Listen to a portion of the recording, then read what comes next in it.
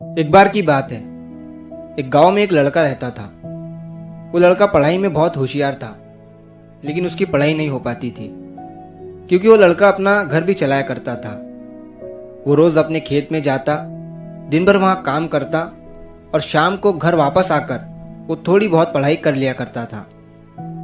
अब जब वो लड़का 12वीं क्लास में गया तो सभी गांव वालों को ये लग रहा था कि हमारे गांव से यही लड़का 12वीं में फर्स्ट आएगा, क्योंकि गांव वालों को भी पता था कि वो लड़का पढ़ाई में बहुत होशियार है। तो 12वीं का एग्जाम आया, लड़के ने एग्जाम दिया और जब 12वीं का रिजल्ट आया तो वो लड़का किसी कारण से एक सब्जेक्ट में फेल हो गया। जब गांव वालों को ये बात पता चली तो सारे गांव वाले उस लड़के को ताने देने लगे और उसका मजाक उड़ाने लगे। वो जब भी अपने घर से खेत की तरफ जाता तो उस रास्ते पर उसे जितने लोग मिलते वो सब उसे ताने देते रहते। अब वो लड़का लोगों के ताने सुनकर बहुत परेशान हो जाता है और ये बात वो अपने उस्ताद को बताता है कि उस्ताद जी, मैं जब भी अपने घर से खेत की तरफ जाता हूँ तो उस रास्ते पर जितने लोग मुझे मिलते हैं सब मेरा मजाक उड़ाते हैं। तो उसके उस्ताद ने उसे कहा कि तू ना एक काम कर, एक बड़ा सा लोटा ले और उस लोटे को पूरा ऊपर तक दूध से भर दे और जब तू उस रास्ते से गुजरे तो तू उस लोटे से दूध का एक बूंद भी नीचे गिरने मत देना। लड़के ने एक दिन वैसा ही किया।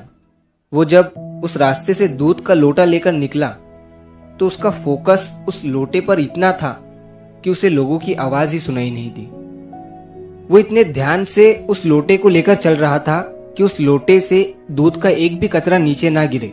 इसकी वजह से उसे लोगों के तानों की आवाज सुनाई ही नहीं दी।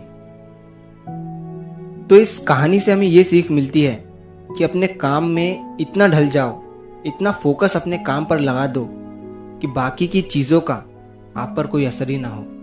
लोगों की आवाजें, लोगों के ताने आपको सुनाई ही ना दे। जैसे एक कैमरा होता है जो सिर्फ अपने सब्जेक्ट पर फोकस करता है, बाकी सारी चीजों को वो ब्लर कर देता है। तो बस आपको भी उसी तरह अपने काम पर, अपने टारगेट पर फोकस करना है, बाकी चीजें तो अपने आप ही ब्लर हो जाएंगी। तो अगर आप इस कहानी को और भी लोगों तक पहुंचाना चाहते हो तो इस वीडियो को लाइक करिए ताकि YouTube इस वीडियो को और भी लोगों तक पहुंचाए। और अगर कहानी अच्छी लगी हो तो हमारे चैनल को सब्सक्राइब जरूर करिए। मिलता हूं मैं अगली बार इसी तरह की कहानी के साथ। तो सब्र करो, शुक्र करो और जिंदगी में आगे बढ़ो।